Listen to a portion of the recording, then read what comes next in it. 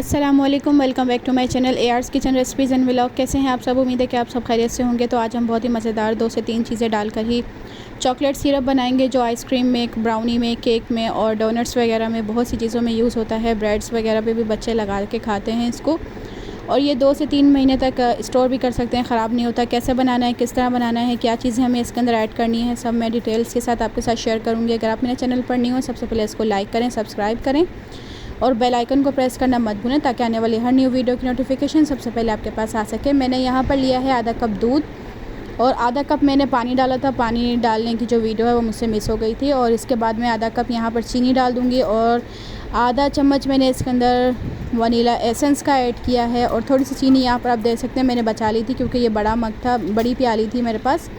आपके पास छोटी हो तो तकरीबन आधी प्याली हम इसके अंदर ऐड करेंगे। और ये कोको पाउडर बहुत अच्छा है, इसी कंपनी का कोको पाउडर यूज़ करती हूँ। 1.5 चम्मच भर के हम डाल देंगे। दूध, पानी, चीनी और कोको पाउडर और वनीला एसेंस, बस यही चीज़ें हम डालेंगे। इसको अच्छे से हम मिक्स कर लेंगे। यहाँ पर अच्छे से मिक्स करना है। और लोग इसके अंदर पाउडर शुगर भी डालते हैं, तो आप अगर डालना चाहते हैं तो डाल दें, नहीं तो यही वाली चीनी हम डालकर बहुत अच्छे से हम इसको बना लेंगे। यहाँ पर मैंने मिक्स कर लिया था इसको। मिक्स करने के बाद अब हम इसको पका लेंगे। तकरीबन 3 से 4 मिनट तक हम इसको पकाएंगे और इसमें चम्मच हिलाते रहेंगे, ताकि ये अच्छे से गाढ़ा हो जाए और पक जाए। यहाँ पे आप देख सकते हैं 1 से 2 मिनट हो चुके थे, तो हल्का हल्का से गाढ़ा होना स्टार्ट हो चुका है। मैंने इसके अंदर कोई कॉर्नफ्लोर ऐड नहीं किया, कोई मैदा ऐड नहीं किया। ये बग़ैर मैदा और कॉर्नफ्लोर डाले आप देख सकते हैं कितना ज़बरदस्त सा ये सिरप तैयार हो चुका है हमारा। यहाँ पर तकरीबन इसको 3 से 4 मिनट लगते हैं पकने में। अब हम इसको ठंडा कर लेंगे। अच्छे से हम चम्मच हिलाते रहेंगे इसके अंदर।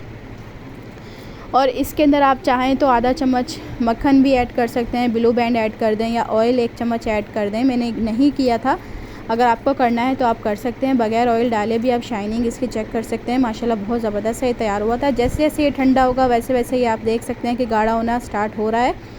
तो अगर हम इसको फ्रिज में एयर टाइट जार में डाल के रखेंगे 2 से 3 महीने तक, ये ख़राब नहीं होगा। आप देख सकते हैं जब भी हमें यूज़ करना हो चॉकलेट वगैरह, केक वगैरह में डालने के लिए, हम इसको थोड़ा सा गर्म करेंगे, ये वापस अपना इसी तरह से ही लिक्विड सिरप बन जाएगा। और अगर हम इसको फ्रिज में रखेंगे, थोड़ा हार्ड भी हो जाए तो कोई मसला नहीं है। जब भी यूज़ करना हो थोड़ा सा 1 चम्मच दूध डाल के या फिर इसी तरह ही आप इसको गर्म करेंगे तो ये वापस इसी शेप में आएगा और इसका टेस्ट वगैरह बिल्कुल भी ख़राब नहीं होगा। एक दफ़ा बना के रखना। ये देखिए मैंने डोनट्स पे लगाया है और बिल्कुल भी ये बह नहीं रहा है। बहुत ही अच्छा ये सिरप घर पे तैयार हुआ था। आप भी इस तरह बना के रखें। उम्मीद है कि वीडियो आपको पसंद आई होगी। अगर वीडियो पसंद आई हो तो उसको लाइक करेगा, चैनल पर न्यू है तो उसको सब्सक्राइब करना मत भूलेगा। अपना ख्याल रखिएगा, दुआ में याद रखिएगा। मिलते हैं एक न्यू वीडियो के साथ। अल्लाह हाफ़िज़।